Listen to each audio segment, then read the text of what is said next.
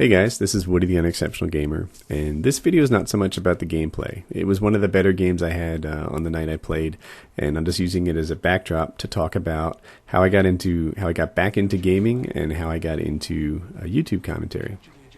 So on the how I got back into gaming thing, it started with a friend of mine who had marital trouble. So he had I won't get into what the problems were except to say that he's a super guy and the marital trouble was not his fault.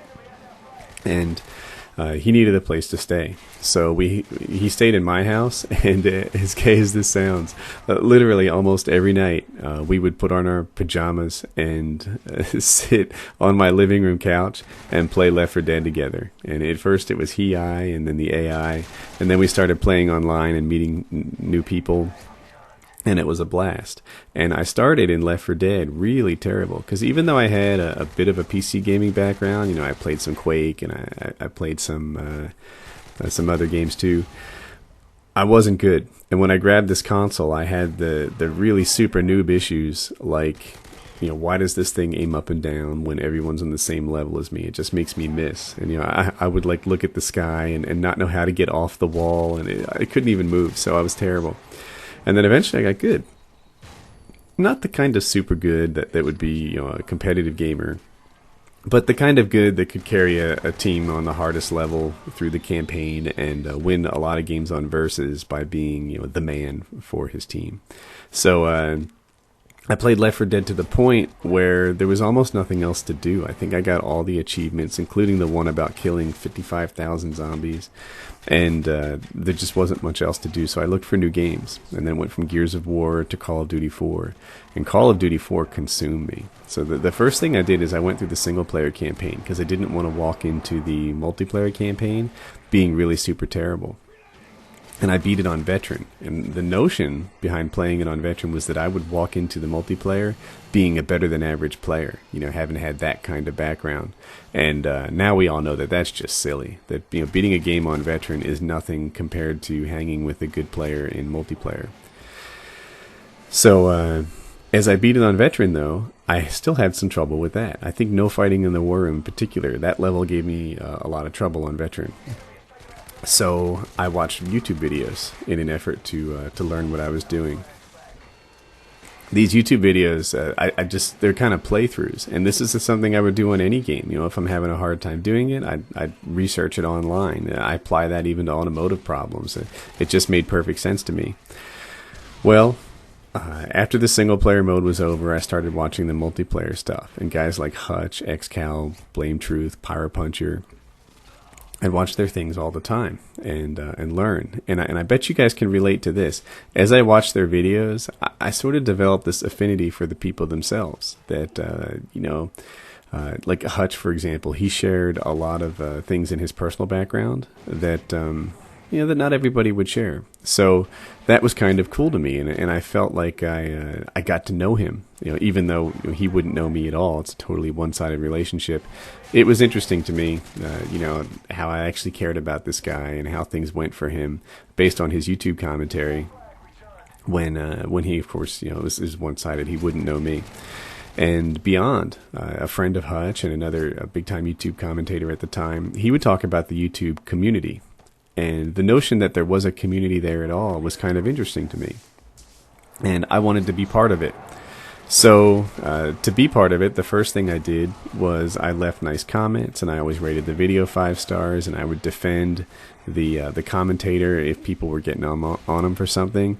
And I used to wonder to myself, like, you know, as a frequent commentator, as a frequent person who left comments, did I ever get noticed by this sort of thing? Did they appreciate my efforts? And I think some of them did and some of them didn't, but they had, you know, at that time channels were smaller. They had 3,000 people subscribed to them, and I was just one of the many. So I didn't want to be one of the many, and I bought a Hauppauge, and I thought I would do my thing. And I was a little worried that I wasn't good enough at this game to be a YouTube commentator. So that is where the Unexceptional Gamer thing really started. It was kind of to head off this, you know, look, I know I'm not XCal, and I never claimed to be. All I claim to be is, you know, a guy who has some success in winning games, even though he's not XCal. and it was like, well, I can share with you, what I've picked up, you know, how to be half decent at a game when you're not XCal. So that was the idea. I'll do a tips channel and help people out. So that grew. The first thing in the channel was I posted up on reddit.com. It's a site I visited a lot. Some Modern Warfare 2 gun stats. And in no time, the channel had about 40 subscribers, and I was really excited. And then, it started to grow on its own a little bit after that. And Wings of Redemption was doing dual commentaries with his subscribers. And the reason he was doing it was a way to give back to his subs. He was really thankful about it. And he would say that, his channel was growing at a pace and a rate that he hadn't seen before. And he wanted to give back to the subs. And he's saying, hey, if any of you guys want to do a dual commentary, then, we can do one together. So I built a little library so that my channel wouldn't be empty. And I took some time to prepare and have things to talk about coming into the commentary. And it went really well. And his subscribers asked for more from me. And that was, oh my gosh, it warmed my heart to get that kind of warm reception on a big channel like Wings of Redemptions. He had, I think, 16,000 subs at the time. And they were all asking for more of me. And it was like, wow, this is really fantastic. It was cool. It was a big start. And then Wings and I started getting along. And as you know, he puts out a lot of content. So he would sometimes ask me to do dual commentaries just because it helped him come up with something to say. Whereas if you do this solo all the time, at some point you're like, oh, you know what? I've run out of interesting things. So by bringing me in, it would make it easier to get a commentated video up there by bringing me in to help with the commentary. And then from my standpoint, it also helped me get out there and get known a little bit. So my channel got off to a faster start than YouTube channels typically do. And I'm still grateful for that. And then there were a few others that helped me. Power Puncher gave me a helping hand. PJ gave me a helping hand. And there's a Power Puncher, PJ, Wings, and me. Yeah, that was the quad that we started out with.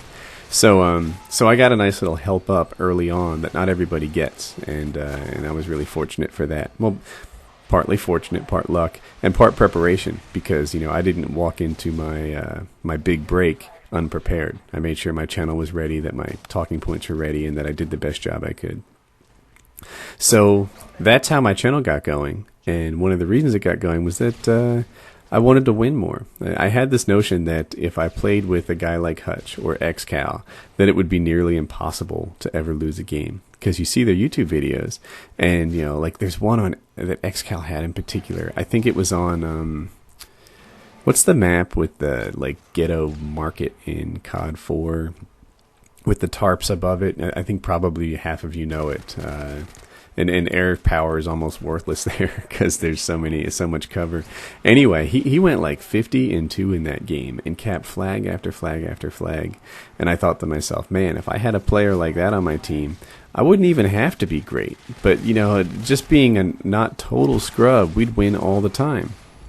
So I wanted to be in this community that had Beyond, that had XCal, that had guys like that. And I bought a Hapage, and I got things kicked off. So even the notion that there is a community, that there's something out there and that sort of a lot of people are involved, was a new concept to me at first. Like Beyond used to talk about YouTube as a community a whole lot and how he loved and hated them. I know sometimes he would struggle with the negative criticism. It was interesting to me. And that started to become my hobby even as much as anything else did. Some guys, playing the video game is just a means to video editing, which is what their real passion is. And then other guys, their real passion is the video game itself. And some people, the real passion is the growth. But for me, the real passion is the community. Even from the beginning, I was much more interested, how many views my videos get is not particularly important to me. How many subs I have, I'd be lying if I said I didn't watch that.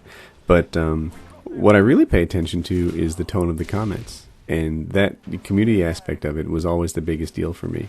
So I got into gaming just because my friend had an Xbox 360 and he needed a place to live. And then I got into the YouTube as a subscriber because I needed help playing better. And then I got into YouTube as a commentator because I wanted to get closer and start to know other YouTube commentators. And now I'm in a spot where, look, I really enjoy gaming, and it's almost a means to being with my online friends, like just something we have in common. I really enjoy commentating, right? That's a good time. But if I were to say my primary hobby in this thing right now, it's kind of community building. And to say that I can, make the world a better place is a little bold.